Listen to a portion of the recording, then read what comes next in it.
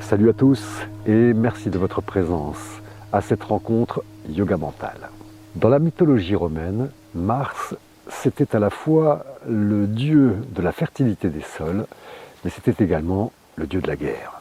Chez les Romains, Mars marquait le début de l'année, c'était le premier mois de l'année, un mois très attendu. Après la trêve de l'hiver, Mars indiquait qu'on repartait guerroyer et conquérir. À notre époque, et de façon traditionnelle, en tout cas si le changement climatique ne bouleverse pas tout cela, Mars c'est également le mois de transition entre l'hiver et le printemps. Et si on l'observe un petit peu, ce mois de mars, c'est un mois d'incertitude, un mois en dents de scie, qui hésite entre de belles journées printanières, voire même pour certaines estivales, et des journées beaucoup plus fraîches. On va avoir encore des giboulées, quelques pluies, mais également de belles gelées.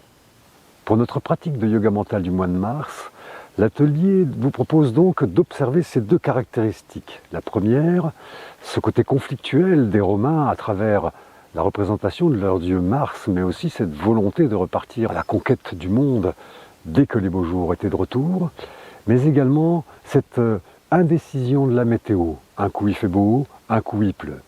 Ces deux caractéristiques nous renvoient à nous-mêmes, à nos propres conflits intérieurs, mais surtout, pour ce mois de mars, à nos propres hésitations. Pour une grande partie d'entre nous, chaque début d'année, c'est une prise de résolution. Cette année, je me mets à la course à pied, j'arrête de fumer, je perds du poids, etc. La liste est longue.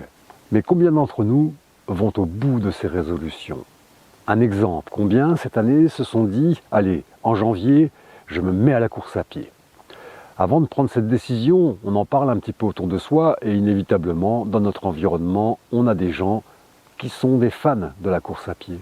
Et lorsqu'on leur demande, eh bien, eux, ils vous disent, sans hésitation et avec le sourire, qu'ils courent 1 heure tous les jours. Certains même vous annoncent le nombre de kilomètres qu'ils font, 12, 15, peu importe. Lorsqu'on prend cette résolution de se mettre à la course à pied, une fois que le mois de janvier est entamé, on se met à la course à pied. On s'achète de belles baskets, un beau short, un joli t-shirt pour être vu, et c'est parti mon kiki. Le premier jour, 1 heure de course, on a du mal à faire 4 à 5 km, on tousse, on respire difficilement. Le deuxième jour, on est encore tout plein de courbatures, mais ça fait rien, on s'est engagé, alors on y va. Et puis le troisième jour, on commence un petit peu à perdre notre enthousiasme et petit à petit, on abandonne la course à pied. Et ce qui est valable pour la course à pied, c'est valable pour un tas de décisions que nous avons tous prises un jour.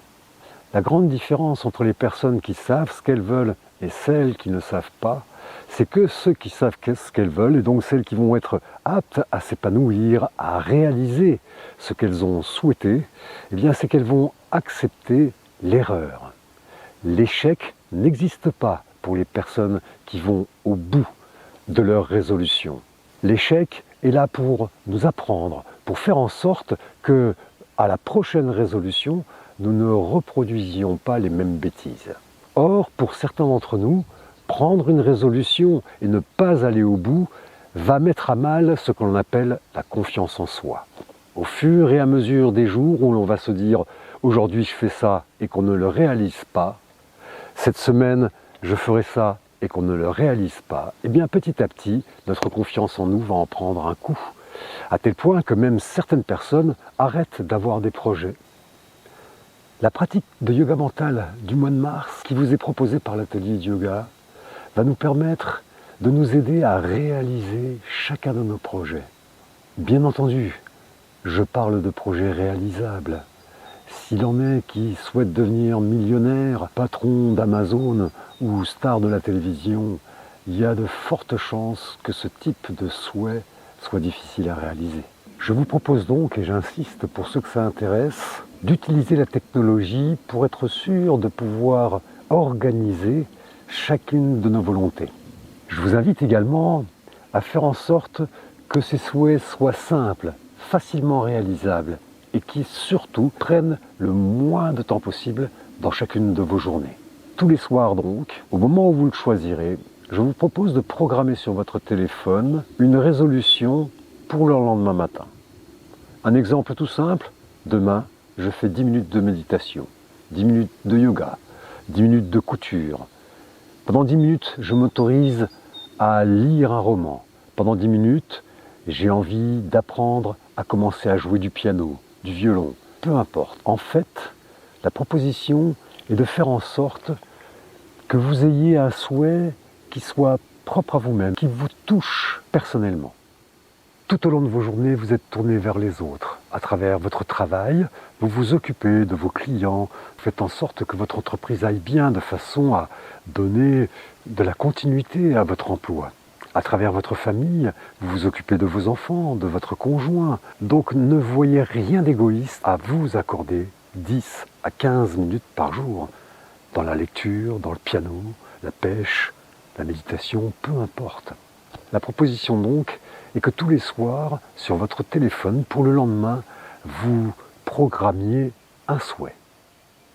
Une résolution par jour, quelque chose de simple. Vous connaissez votre emploi du temps, vous programmez la veille sur votre téléphone. Vous savez par exemple que vous faites un trajet en voiture de votre travail à votre maison, que ça va vous prendre tant de minutes et que vous connaissez aussi l'horaire où va se passer ce trajet. Eh bien vous pouvez programmer votre téléphone. Demain, de 11h à 11h05, je fais un petit peu de yoga mental dans ma voiture.